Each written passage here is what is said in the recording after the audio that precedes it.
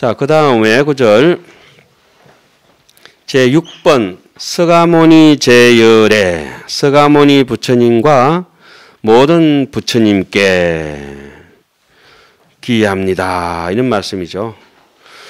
밀교에서는 서가모니 불을 이제 천백억 화신으로 보고 제가 해설해 놓은 겁니다. 천엽, 천개의 잎사귀 있는 연꽃 위에 대위에 서가모니 하신불을 천화, 일천천자, 교활하자라고 한다. 법망경 하근에 노사나 부처님께서 앉으신 연화대에 천개의 꽃잎마다 다시 1000명의 서가모니 부처님께서 출연하시고 하나 꽃잎마다 100억국이 있고 그 일국마다 또 한 분의 서가모니 부처님께서 시연하시는데 모두 다 보리수 아래에 앉아서 한꺼번에 자타일시 성불도라 불도를 이루기 때문에 그것을 우리 흔히 1100억 노사나의 본신이 된다고 한다. 우리가 흔히 왜 1100억 화신하는 대목 아닙니까? 그죠? 그것은 밀교 천엽연화대 내지는 법망경 하근에 근거한 말씀입니다. 그리고 노사나라 했을 때 이쪽 경전에 의거할 때는 어떻게 해설을 해야 되고 또 저쪽 경전에 의거할 때는 어떻게 해석해야 된다는 그것은 이제 조금 단어라든지 그러한 것들이 그 쓰여지는 개념에 따라서 명확하게 할 필요는 있죠. 뭉뚱그려 하는 것보다가. 소금 10자리가 있고 간장 10자리가 있잖아요. 음식할 때. 그죠? 콩나물 끼 낄 때 그쪽에 뭐 간장 엮고 이러면 안 되잖아요. 참고로 천태종의 비로자나 불은 천태종에서는 뭐랍니까? 뭐라고 해야지? 같이 읽어보세요. 법신불. 노사나 불은 보신불.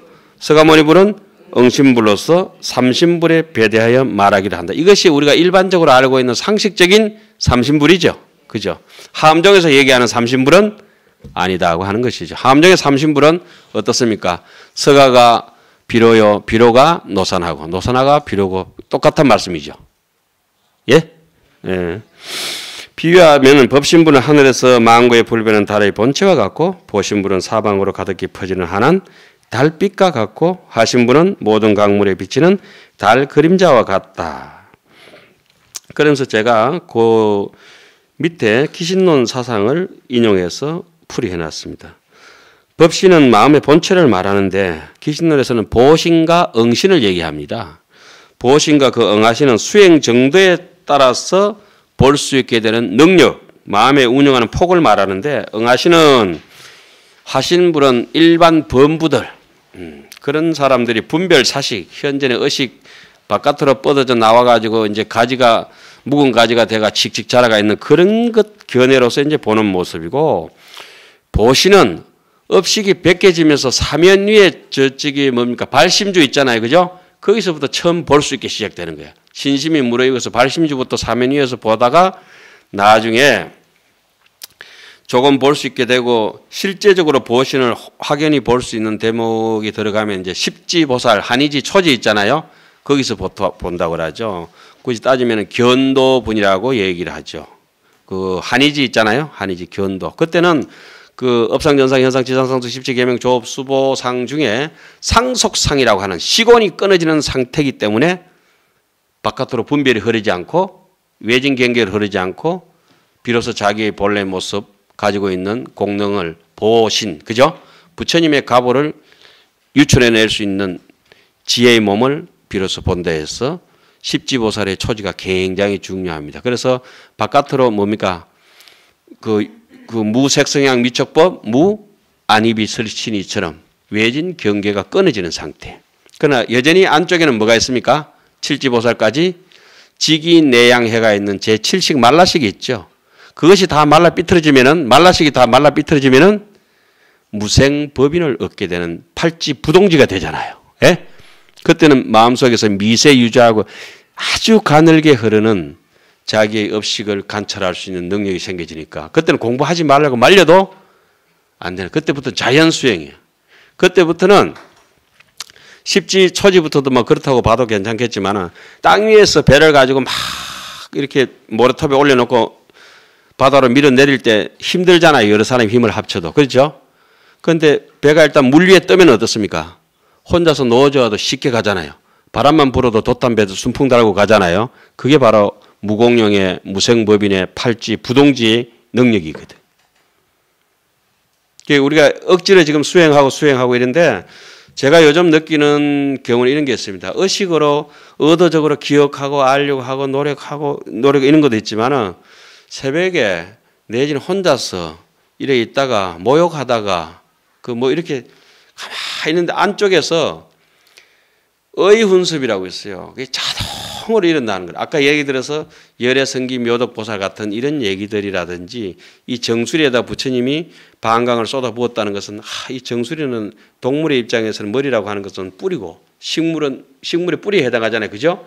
여기에 신근본을 갖다가 부처님이 쏟아부었고 이런 것은 책에 있는 것도 아니고 스스로 이렇게 알아지게 되면서 안쪽에서 계속 밤이고 여기 와서 강의를 하게 된다고 하니까 우문사 덕분에 그게 뭘까 하는 궁금한 게 있잖아요.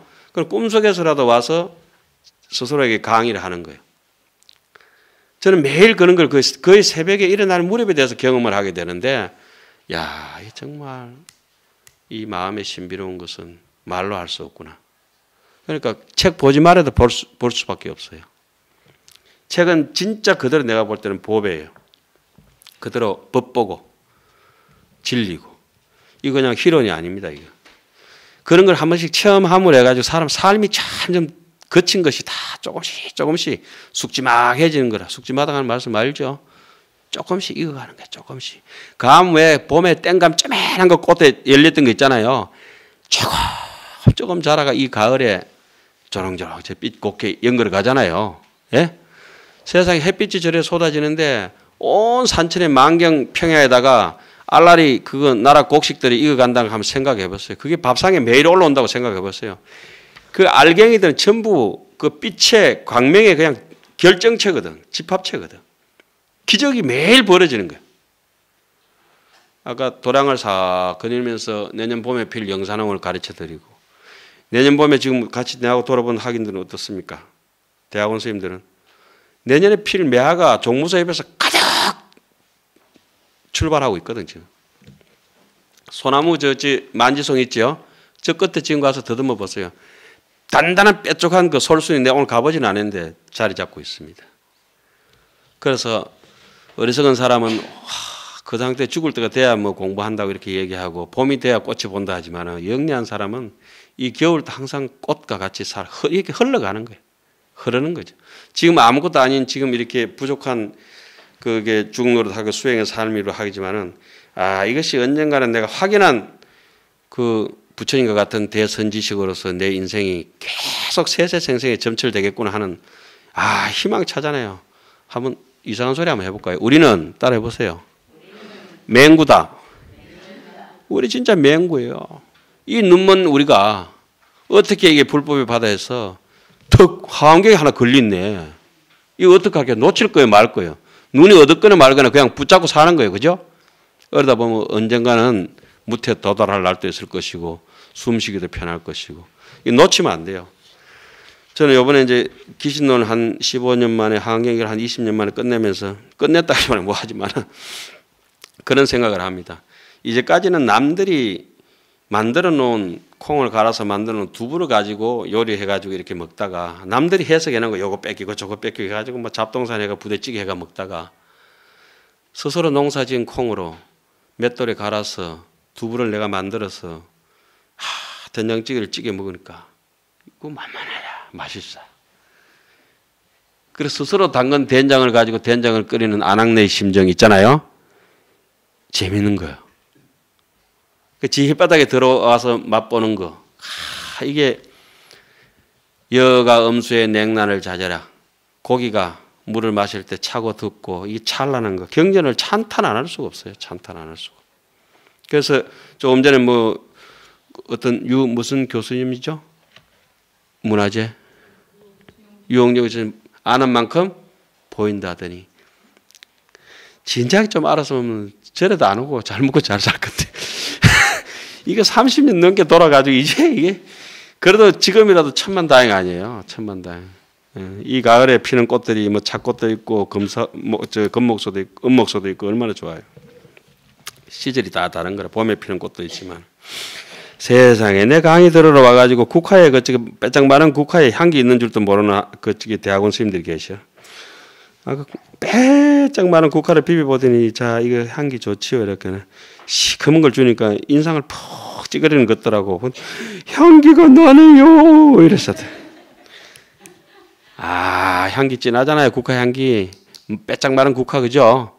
꽃잎이 그냥 빛깔을 다 잃었는데 그게 향기가 있어요. 중도 마찬가지요. 내가 여기 강의 올 때마다 강조하는 거예요. 중도 나중에 아무것도 없지 싶지만 그 사람 한번 비벼봤을 때 꿀인내가 안 나고 그런 국화 향기가 착 나야 되거든. 아무것도 없어요.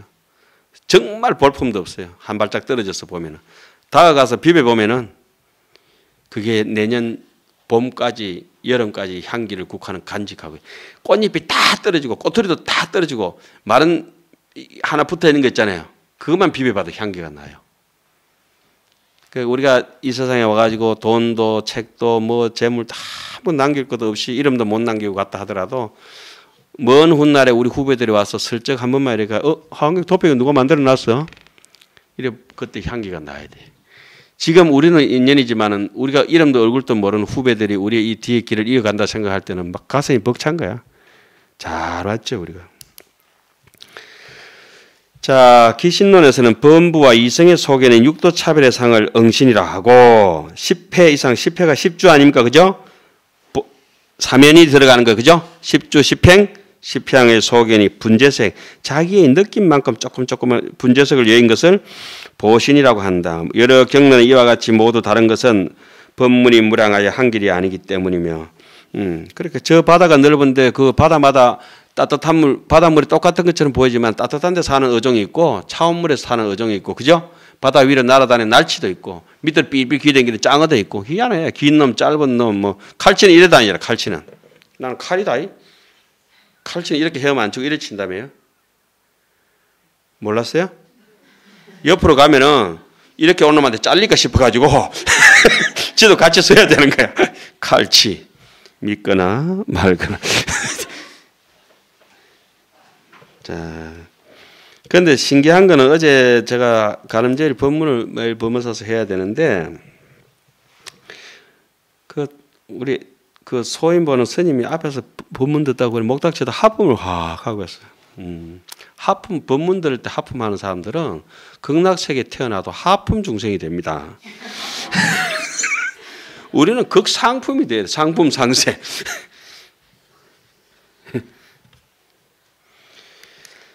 자, 그리고 막 그런 것들은 이제까지 해서 누구예요? 서가모니 부처님까지 끝내겠습니다.